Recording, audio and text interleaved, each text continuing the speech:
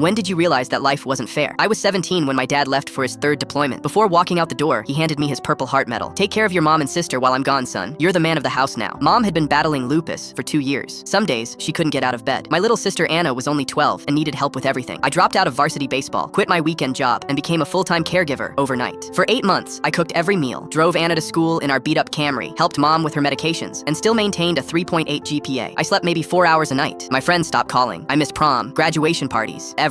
But it didn't matter. My family needed me. 3 days before Dad was supposed to return, I got a call from Fort Bragg. There'd been an incident. Dad was in the hospital, but he was alive. They were flying him to Walter Reed in DC for emergency surgery. Mom broke down completely. Anna didn't understand why Daddy wasn't coming home yet. I held our family together while planning the 6-hour drive to see him. That's when the knock came at 7:30 a.m. on a Tuesday. 2 military officers in dress blue stood at our door. Behind them was a woman I'd never seen before. Blonde, tan, wearing a sundress, and designer sunglasses that probably cost more than a month of our groceries. "Is this the Mitchell residence?" the first officer asked, checking his clipboard. The woman stepped forward confidently. "I'm Stephanie Jenkins, your father's fiancée. We need to talk." The world stopped spinning. Turns out Dad had been living with Stephanie in a luxury apartment for the past 6 months. He'd been stationed stateside in North Carolina, not deployed overseas. The incident was him finally working up the courage to tell his commanding officer about his double life. He wanted out completely. He wanted to marry Stephanie and start fresh in California, where she had a job waiting. The Purple Heart he'd given me, stolen from another soldier's locker during basic training 15 years ago. "Your father asked us to explain that he can't handle the stress of your mother's illness anymore," the second officer said, reading from a prepared statement. "He says it's affecting his mental health and military performance. He'll send child support when his financial situation stabilizes." Anna burst into tears and ran to her room. Mom collapsed on our couch, hyperventilating. I stood there still holding that fake Purple Heart, realizing that the man I'd worshipped my entire life was a pathological liar and a coward. Stephanie looked around our tiny house with disgust, wrinkling her nose. "He told me you'd all be perfectly fine on your own. He said you were very self-sufficient." She handed me a manila envelope, divorce papers, and this. She pulled out a restraining order. Dad didn't want any contact with us for 6 months while he transitioned to civilian life. They left 20 minutes later. No forwarding address. No explanation for Anna about why Daddy didn't love us anymore. Just legal paperwork for Mom to sign and a business card for some family court lawyer. That night, I found Dad's hidden financial records in his old desk drawer. Over $80,000 in Mom's medical debt that he'd been hiding from us. His military insurance had lapsed months ago because he changed his beneficiaries to Stephanie and never told us. We had 30 days before foreclosure. I threw that fake Purple Heart in the trash where it belonged. 2 years later, I'm working 2 jobs while attending community college. Mom qualified for disability benefits after a brutal application process, and Anna's doing much better in therapy. We're not just surviving without him, we're actually thriving in our small apartment. Last week, I saw Dad's Facebook post. He and Stephanie had a baby boy. He's holding his son in dress blues at the hospital, looking proud as hell. The caption read, "Finally have the family I always dreamed of." Sometimes life gives you exactly what you need when you need it most. 47 people liked it, including some of our old family friends who knew exactly what he'd put us through. I realized that some people completely rewrite their entire history to avoid facing what they've done to the people who loved them most. That's when I learned that a uniform doesn't make you a hero, and DNA doesn't make you a father.